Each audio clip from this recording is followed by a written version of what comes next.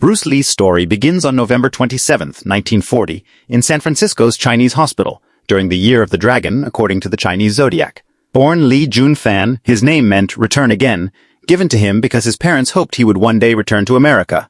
His father, Li Hoichuen, was a famous Cantonese opera star performing with a traveling troupe in the United States at the time. His mother, Grace Ho, came from a wealthy Hong Kong family with both Chinese and European ancestry. This multicultural heritage would later shape Bruce's worldview and philosophy. The family returned to Hong Kong when Bruce was just 3 months old, and it was there, in the bustling, crowded streets of Kowloon, that young Bruce would spend his formative years. Hong Kong in the 1940s and 1950s was a city of stark contrasts, where British colonial influence met traditional Chinese culture, where extreme wealth existed alongside desperate poverty, and where opportunity and danger walked hand in hand down the same narrow alleys. As a child, Bruce was frail and wore glasses, hardly the image of the martial arts legend he would become. He was also restless, energetic, and frequently got into street fights, which worried his parents considerably. His father, recognizing that Bruce needed discipline and a constructive outlet for his energy, began teaching him the fundamentals of Tai Chi when Bruce was just 7 years old. However, it was at age 13 that Bruce's martial arts journey truly began in earnest. After losing a street fight badly, Bruce became determined to learn how to defend himself properly. He approached Yip Man, the grandmaster of Wing Chun Kung Fu, and asked to become his student. Yip Man was initially reluctant because of Bruce's mixed heritage and hot-headed reputation, but eventually agreed to take him on. Under Yip Man's tutelage, Bruce trained obsessively, sometimes practicing for hours every single day. He would practice his forms on rooftops, in parks, and anywhere else he could find space. Wing Chun, with its emphasis on efficiency, directness, and simultaneous attack and defense, resonated deeply with Bruce's temperament and would become the foundation upon which he would later build his own martial arts philosophy. During these teenage years, Bruce was also pursuing another passion that had been part of his life since infancy: acting. His father had carried baby Bruce onto the stage during opera performances, and by age 6, Bruce had appeared in his first film. Throughout his childhood and teenage years, he appeared in approximately 20 Hong Kong films, playing roles ranging from juvenile delinquents to orphans. This early exposure to the entertainment industry taught Bruce about cameras, staging, and performance, skills that would prove invaluable later in his career. However, his street fighting continued to escalate, and by the time he was 18, his parents feared he was headed towards serious trouble with either rival gangs or the police. In a decision that would change the course of martial arts and cinema history, his parents decided to send Bruce back to America, using his American birthright to give him a fresh start away from the dangerous path he seemed to be following in Hong Kong. In April 1959, carrying $100 in his pocket and little else, Bruce boarded a ship bound for San Francisco, leaving behind his childhood, his film career, and everything familiar. Arriving in San Francisco, Bruce initially stayed with family friends before moving to Seattle to live with an old family friend who ran a Chinese restaurant. It was in Seattle that Bruce's American journey truly began. He worked as a waiter, washing dishes and serving food to make ends meet, all while finishing his high school education at Edison Technical School. Despite the long hours of work and study, Bruce continued training in Wing Chun obsessively, practicing his forms and techniques whenever he had free moments. He also began teaching Kung Fu to fellow students and friends, discovering that he had a natural gift for instruction and for breaking down complex movements into understandable components. This teaching wasn't just about sharing techniques. Bruce was already beginning to question and analyze the traditional approaches to martial arts, asking himself what worked, what didn't, and why certain techniques were effective while others seemed impractical. In 1961, Bruce enrolled at the University of Washington to study philosophy, a decision that would profoundly influence his approach to martial arts and life. He devoured the works of Western philosophers like Spinoza, Hegel, and particularly the pragmatists, while also deepening his understanding of Eastern philosophy, especially Taoism and Zen Buddhism. This combination of Eastern and Western thought would become the philosophical foundation of his revolutionary approach to martial arts. It was also at the University of Washington that Bruce met Linda Emery, a young woman who attended one of his kung fu demonstrations and was immediately captivated by both his skill and his charisma. Linda began taking lessons from Bruce, and their relationship quickly evolved from teacher-student to romantic partners. Despite the social taboos against interracial relationships in early 1960s America, Bruce and Linda fell deeply in love. They married in August 1964, a union that would prove to be one of the most important partnerships in Bruce's life, with Linda becoming not just his wife, but his unwavering supporter, training partner, and eventually the guardian of his legacy. Around this same time, Bruce opened his first official martial arts school, the Jun Fan Gung Fu Institute in Seattle. The school was small and humble, located in a parking garage, but it represented Bruce's growing confidence in his abilities as both a martial artist and a teacher. He was beginning to attract students from diverse backgrounds, not just Chinese immigrants, but Americans of all ethnicities who were fascinated by this young, dynamic instructor who moved with such speed and power that he seemed almost superhuman. Bruce was also starting to develop his teaching methodology, moving away from the rigid formality of traditional Chinese martial arts instruction toward a more practical, individualized approach that focused on what actually worked in real combat situations rather than what looked impressive in demonstrations or adhered to ancient traditions. As Bruce Lee's martial arts school grew and his reputation spread throughout the Seattle area and beyond, he began to encounter resistance from traditional martial arts practitioners, particularly those in the Chinese community, who felt he was violating sacred traditions by teaching Kung Fu to non-Chinese students. In the traditional view, Kung Fu was a Chinese cultural treasure that should be kept within the Chinese community, passed down only to students of Chinese heritage. Bruce's open-door policy, his willingness to teach anyone regardless of their background, was seen as a betrayal by some traditionalists. This tension came to a head in 1964, when Bruce was issued a challenge by representatives of the San Francisco Chinese martial arts community. The challenge was straightforward, but carried enormous implications.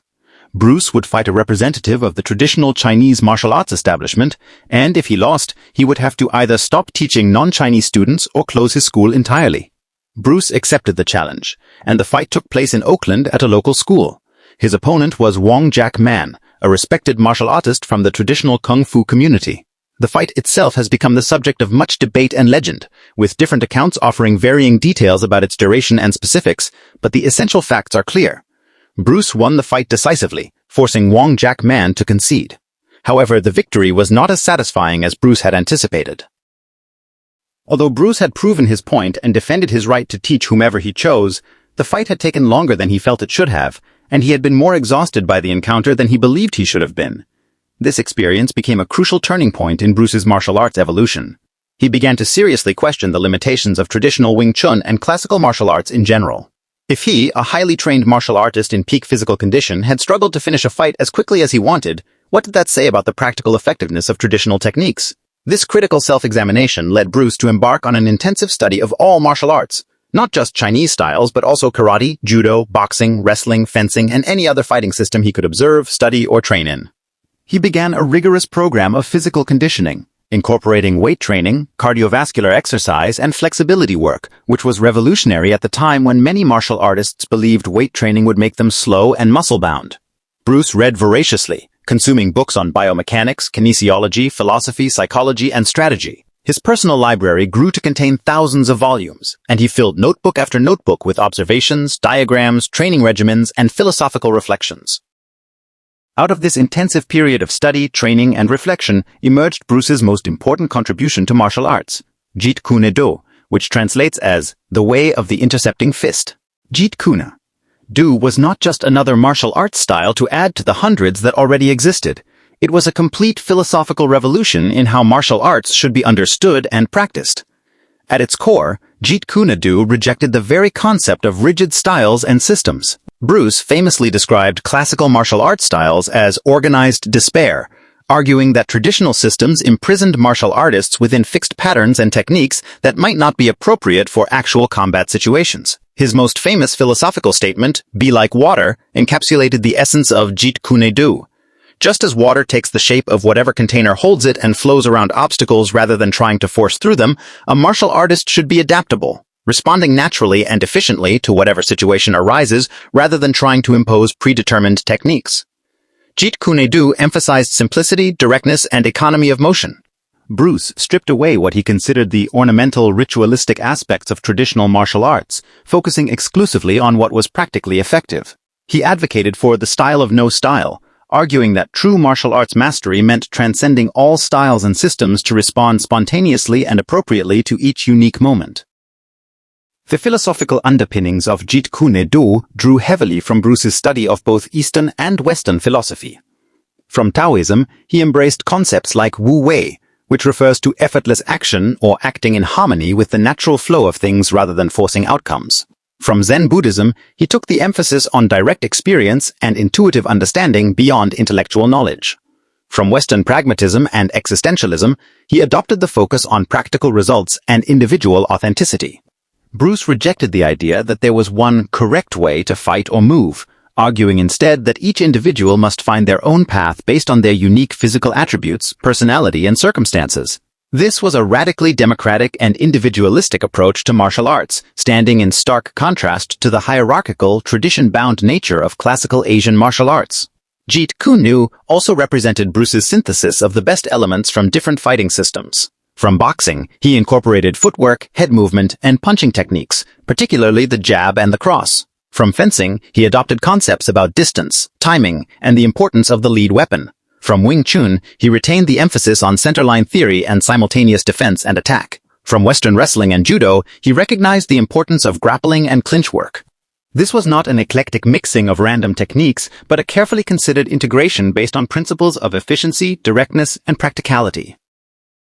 Central to Jeet Kune Do was the concept of interception, striking an opponent while they were in the process of attacking, thus simultaneously defending and attacking in one motion. This required extraordinary timing, speed, and perceptiveness, attributes that Bruce developed to superhuman levels through relentless training. He was obsessed with speed, conducting countless experiments to increase the velocity of his strikes. He would practice his movements thousands of times, analyzing each technique from every angle, eliminating any unnecessary motion, any wasted energy. Bruce also emphasized the importance of physical conditioning in a way that was revolutionary for martial artists of his era. He believed that martial arts techniques were only as effective as the physical attributes of strength, speed, flexibility, and endurance that supported them. His training regimen was intense and comprehensive, including weight training to build explosive power, cardiovascular work for endurance, stretching for flexibility, and endless drilling of techniques for speed and precision. He kept detailed training logs, recording every workout, every measurement, constantly seeking to improve and refine. Bruce's approach to training and his physical development were decades ahead of their time, anticipating the modern understanding of athletic performance that wouldn't become mainstream until much later. His physical capabilities became legendary. His 1-inch punch, delivered from a distance of just 1 inch, could send a grown man flying backward. His 2-finger push-ups demonstrated incredible strength. His speed was so great that he often had to slow down his movements for cameras because they were too fast to be captured clearly on film at normal speeds. Bruce Lee's journey to stardom was far from straightforward, marked by frustration, rejection, and the bitter experience of watching others benefit from his ideas and talents.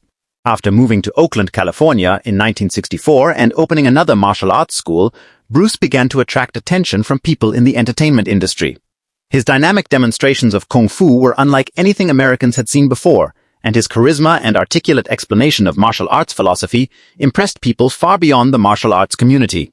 In 1964, Bruce gave a demonstration at Ed Parker's Long Beach International Karate Championship that would prove to be a pivotal moment. In the audience was hairstylist Jay Sebring, who was so impressed that he arranged for Bruce to meet television producer William Dozier. This meeting led to Bruce being cast in a series that Dozier was developing called Number One Son, which was to be about Charlie Chan's son. Bruce screen-tested for the role, delivering a performance that showcased not just his martial arts skills but his screen presence and charm. However, the series was never produced, and Bruce's first real chance at Hollywood stardom evaporated. Nevertheless, Dozier remembered Bruce and eventually cast him in a role that would make him a household name in America, though not in the way Bruce had hoped, Kato in the Green Hornet television series. The Green Hornet premiered in 1966 and ran for 1 season, 26 episodes in total. Bruce played Kato, the masked sidekick to the Green Hornet, a wealthy newspaper publisher who fought crime in his secret identity. Although Kato was technically a supporting character, Bruce's magnetic screen presence and incredible fight scenes made him the breakout star of the show. His portrayal of Kato introduced mainstream American audiences to kung fu for the first time, and the show developed a significant following, particularly among young people. However, the series was cancelled after just 1 season due to low ratings, and once again, Bruce found himself without a clear path forward in Hollywood. The cancellation was particularly frustrating because Bruce had demonstrated his star quality and audience appeal, yet Hollywood seemed unable or unwilling to build a vehicle around him. Throughout the late 1960s, Bruce continued to teach martial arts, developing a high-profile clientele that included celebrities like Steve McQueen, James Coburn, and Kareem Abdul-Jabbar. These relationships provided income and kept Bruce connected to the entertainment industry, but they also highlighted his ambiguous position. He was respected enough to teach Hollywood's elite, famous enough to be recognized, but not quite famous enough to star in his own projects. He made guest appearances on television shows, most notably as a martial arts instructor in several episodes of Ironside and Longstreet, where he not only choreographed fight scenes but also delivered philosophical dialogues about martial arts that gave viewers a glimpse of his deeper thinking.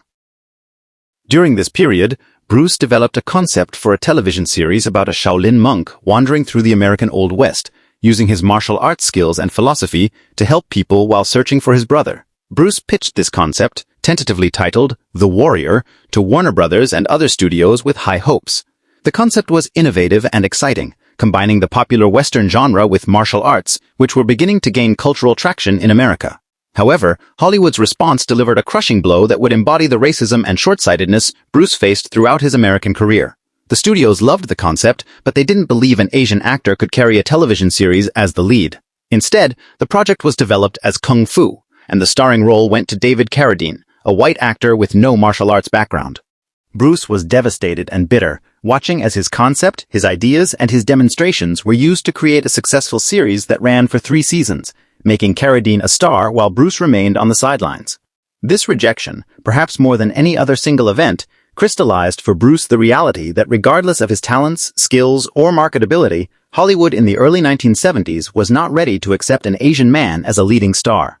The entertainment industry was willing to use Asian culture, Asian martial arts, and Asian philosophy, but only when filtered through white performers who were deemed more acceptable to American audiences. Frustrated and disappointed, Bruce made a decision that would change everything. He would return to Hong Kong and make films there. In 1970, Bruce accepted an offer from Hong Kong producer Raymond Chow and his newly formed production company Golden Harvest to star in a martial arts film. The film was The Big Boss, released in 1971, and it was a seismic event in Hong Kong cinema. The movie told the story of a young man who takes a job at an ice factory, only to discover it's a front for drug smuggling, leading to an explosive confrontation. Bruce's performance was electrifying, his fight choreography revolutionary, and his screen presence undeniable.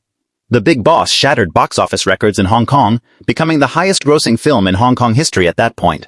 Almost overnight, Bruce went from a moderately well-known martial arts instructor and occasional television actor to the biggest star in Asian cinema. The success of The Big Boss proved that Bruce's appeal wasn't limited by his ethnicity. Given the right platform and creative control, he could be a massive star. The film's success was followed by Fist of Fury in 1972, which was even more successful, again breaking box office records and cementing Bruce's status as a phenomenon. In Fist of Fury, Bruce played a student who returns to his martial arts school to find his teacher has been murdered, leading him on a path of revenge against the Japanese martial artists responsible. The film was notable not just for its incredible fight scenes, but for its themes of Chinese nationalism and pride, with Bruce's character standing up against Japanese imperialism and racism in a way that resonated deeply with Chinese audiences still carrying the wounds of World War II and colonialism. With 2 massive hits to his credit, Bruce now had the leverage to demand more creative control. His next film, The Way of the Dragon, released in 1972, was written, directed by, and starred Bruce himself, making him one of the first martial artists to have complete creative control over a major martial arts film. The movie featured what would become perhaps the most famous fight scene in martial arts cinema history, Bruce's showdown with Chuck Norris in the Roman Colosseum. This fight scene, lasting several minutes and choreographed by Bruce himself, showcased not just spectacular martial arts, but also Bruce's understanding of cinema, pacing, and how to build dramatic tension through combat. The Way of the Dragon was another massive success, and Bruce was now not just a star, but a filmmaker with a distinct vision. He had proven that he could write, direct, choreograph, and star in films that appealed to mass audiences while also elevating the artistic quality of martial arts cinema. Bruce's fight choreography was revolutionary, moving away from the staged, theatrical quality of traditional kung fu films toward a more realistic, brutal, and dynamic style that emphasized speed, power, and practical technique. His movements were so fast that cameras often couldn't capture them properly, requiring him to slow down or for cinematographers to adjust their techniques. More importantly, Bruce brought genuine martial arts philosophy and spirit to his films, ensuring that the fighting served the story and characters rather than being mere spectacle. His success in Hong Kong finally caught Hollywood's attention, but on very different terms than before. Now, Hollywood came to him. By early 1973, Bruce Lee had achieved something that seemed impossible just a few years earlier. Hollywood was ready to make him a star on his own terms. Warner Brothers approached Bruce to star in a martial arts film that would be a co-production between the American studio and Golden Harvest, with a budget far exceeding typical Hong Kong productions. The film would be called Enter the Dragon, and it would be Bruce's opportunity to introduce himself to global audiences as a legitimate movie star, not a sidekick or supporting player. Bruce approached the project with the intensity and perfectionism that characterized everything he did. He involved himself in every aspect of production, from script development to fight choreography to costume design. He was determined that Enter the Dragon would not only showcase martial arts action at the highest level, but would also present Asian characters, and himself specifically, as fully realized human beings rather than stereotypes or exotic curiosities. The film's plot involved Bruce's character Lee being recruited by an intelligence agency to infiltrate a martial arts tournament hosted by the mysterious Han on his private island, where Han was suspected of running a drug trafficking and prostitution operation. The tournament format allowed for multiple fight scenes featuring different martial arts styles, while the investigation plot provided narrative drive and dramatic stakes beyond the fights themselves. Filming Enter the Dragon was both exhilarating and challenging for Bruce. He was working with a substantially larger budget and more sophisticated equipment than he had in his Hong Kong films, but he also had to navigate the politics and compromises inherent in a major Hollywood production. Bruce fought to maintain artistic control over the fight scenes and his character, sometimes clashing with director Robert Clouse over the film's vision and approach. Bruce wanted the martial arts to be authentic and spectacular, while also ensuring that his character was portrayed with dignity and complexity. He was hyper-aware of how Asian men had been portrayed in Western cinema, as villains, servants, or comic relief, and he was determined that his performance would challenge these stereotypes and present a new kind of Asian hero, confident, powerful, philosophical, and sexual. The fight choreography Bruce created for Enter the Dragon represented the pinnacle of his artistic development as a martial artist and filmmaker. The film featured multiple iconic sequences, including the opening sparring match where Bruce demonstrated his philosophy of martial arts to a young student, the mirror room fight finale, where Bruce battled Han among countless reflections, and various tournament fights showcasing different opponents and styles. Each fight was meticulously planned and rehearsed, with Bruce insisting on multiple takes to achieve the speed, precision, and impact he envisioned. Beyond the action, Bruce worked to infuse the film with philosophical depth, though he was often frustrated by the script's limitations and the studio's focus on commercial appeal over deeper meaning. Nevertheless, his personality and philosophy shone through in his performance, in his physical presence, and in moments of dialogue that expressed his martial arts philosophy. Bruce completed filming on Enter the Dragon in early 1973, exhausted but satisfied that he had created something special, something that would finally announce him to the world as the star he had always known he could be. Tragically, Bruce Lee would never see the global phenomenon that Enter the Dragon would become. On July 20th, 1973, just 6 days before the film was scheduled to be released in Hong Kong, Bruce Lee died suddenly at the age of 32. The circumstances of his death shocked the world and immediately spawned numerous conspiracy theories and speculations. The official cause of death was listed as cerebral edema, swelling of the brain caused by a hypersensitive reaction to a prescription painkiller he had taken for a headache. Bruce had been at the apartment of actress Betty Ting Pei, discussing a script for an upcoming film, when he complained of a headache and took the pain medication. He lay down to rest and never regained consciousness. He was rushed to the hospital but was pronounced dead on arrival. The news of Bruce Lee's death sent shockwaves through Hong Kong, Asia, and increasingly throughout the world as word spread. In Hong Kong, the reaction was overwhelming grief and disbelief. Tens of thousands of people lined the streets for his funeral procession, and the city went into a period of mourning for one of its brightest stars. Bruce's death at such a young age, at the very moment he was achieving his dreams of international stardom, seemed cruel and incomprehensible. The conspiracy theories began almost immediately, with some suggesting he had been killed by jealous martial artists, others claiming involvement of Chinese triads or even assassination by secret societies, upset that he was teaching kung fu to foreigners. Some pointed to a supposed family curse, noting that Bruce's father had died relatively young, and that Brandon Lee, Bruce's son, would die in a tragic accident years later at age 28. However, more likely explanations point to the intense physical and mental stress Bruce had subjected himself to in the months before his death. He had been working on multiple film projects simultaneously, training intensely, and by numerous accounts had pushed his body beyond its limits. He had collapsed months earlier during a dubbing session for Enter the Dragon, experiencing a seizure and cerebral edema that should have been a warning sign. Bruce's use of various medications, dietary supplements, and his extremely low body fat percentage may have contributed to his vulnerability to the allergic reaction that killed him. Whatever the true cause, Bruce Lee was gone, leaving behind his wife Linda, his 2 children Brandon and Shannon, and an incomplete final film. When Enter the Dragon was released in August 1973, it became an immediate global sensation, vindicating everything Bruce had believed about his ability to be an international star. The film was a massive box office success in Asia, America, and Europe, eventually grossing over $200 million worldwide, an extraordinary figure for 1973. American audiences, who had only vaguely known Bruce from the Green Hornet years earlier, were stunned by his charisma, his physical abilities, and his screen presence.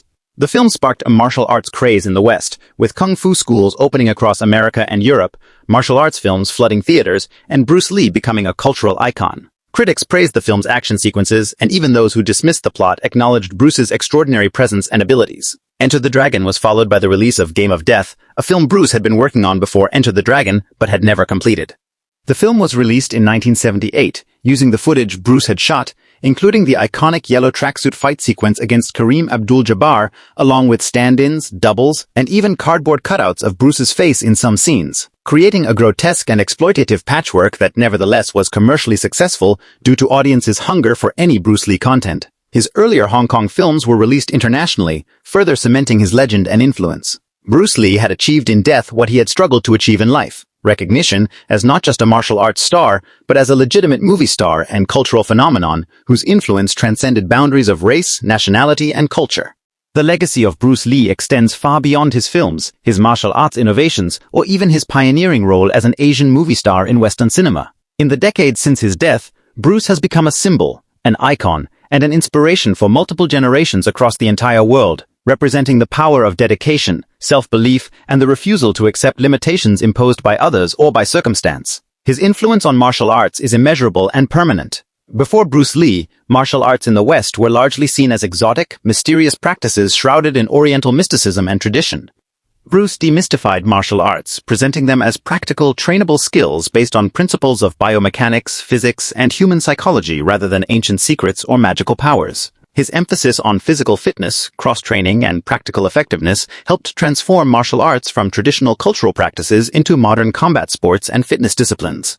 Today's mixed martial arts, which combines elements from boxing, wrestling, Brazilian jiu-jitsu, Muay Thai, and other disciplines into a comprehensive fighting system, is a direct descendant of Bruce's philosophy of taking what is useful from all martial arts and discarding what is impractical. Fighters like Conor McGregor, Anderson Silva, and countless others have acknowledged Bruce as the original mixed martial artist, the first to seriously advocate for and practice a comprehensive approach to combat that transcended traditional style boundaries. His emphasis on conditioning, speed, timing, and efficiency, rather than rigid techniques and forms, revolutionized how martial artists train and fight. Beyond martial arts, Bruce Lee's cultural impact has been profound and multifaceted. For Asian Americans and Asians globally, Bruce represented something revolutionary. An Asian man who was strong, confident, heroic, and sexual, a complete reversal of the stereotypes that had dominated Western portrayals of Asian men for generations. In Hollywood's history, Asian men had typically been portrayed as villains, servants, asexual sidekicks, or comic relief characters.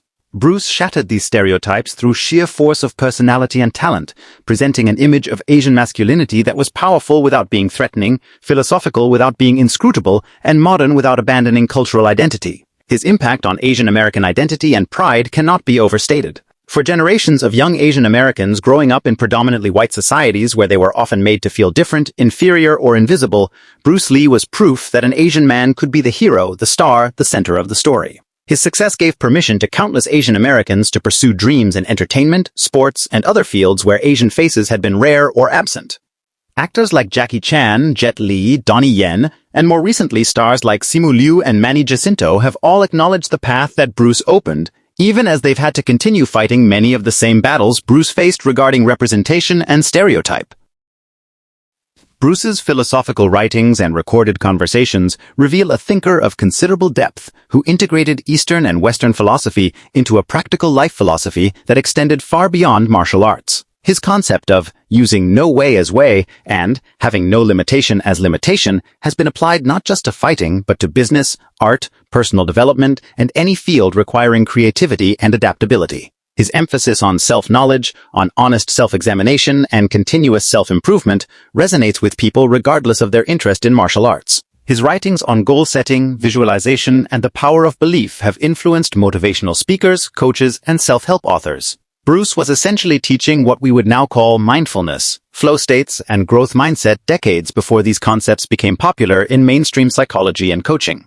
His letters to himself, his training journals, and his philosophical notebooks reveal someone engaged in constant self-reflection and self-cultivation, someone who took his own development as seriously as he took his physical training. He wrote about the importance of emotional expression and authenticity, about the need to transcend ego and cultural conditioning, about the unity of mind and body, and about the importance of being fully present in each moment. These teachings have found audiences far beyond martial arts enthusiasts, speaking to anyone interested in personal growth, philosophy, or living more consciously.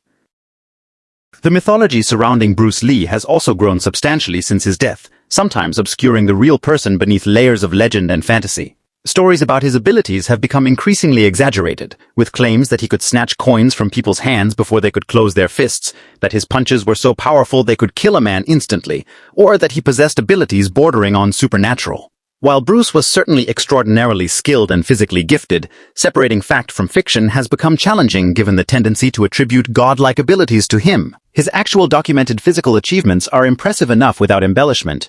His incredibly low body fat percentage, his ability to perform 2-finger push-ups and 1-arm pull-ups, his lightning-fast strikes, and his philosophical depth.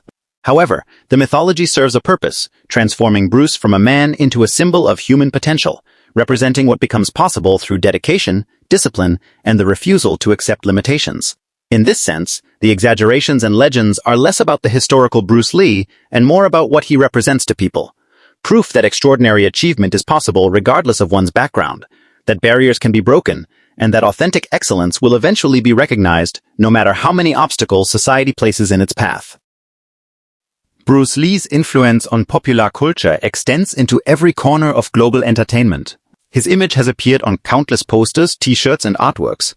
His philosophy has been quoted in everything from hip-hop lyrics to motivational seminars. His fighting style has been mimicked in video games, from Street Fighter's Fei Long to Tekken's martial law and Liu Kang in Mortal Kombat, creating virtual avatars through which new generations encounter Bruce's legacy. His yellow tracksuit from Game of Death has become one of the most iconic costumes in cinema history, directly referenced and homaged in films like Kill Bill. Directors like Quentin Tarantino have built careers partly on their love of the martial arts cinema that Bruce pioneered. The annual celebrations of Bruce's birthday, the pilgrimages fans make to his grave in Seattle, and the continued study of Jeet Kune Do decades after his death all testify to the enduring power of his example. Perhaps most significantly, Bruce's life and philosophy continue to inspire people far removed from martial arts or entertainment to pursue their own excellence, to question limitations, and to forge their own authentic paths regardless of what others say is possible. His famous quote, "Be water, my friend," has become a global mantra for adaptability and resilience, quoted by everyone from corporate executives to protesters fighting for democracy. In the end, Bruce Lee's greatest achievement may not be his films, his martial arts innovations, or even his breaking of racial barriers in Hollywood, but rather his demonstration that a life lived with absolute commitment to one's principles and potential can inspire millions of people across generations, cultures, and circumstances.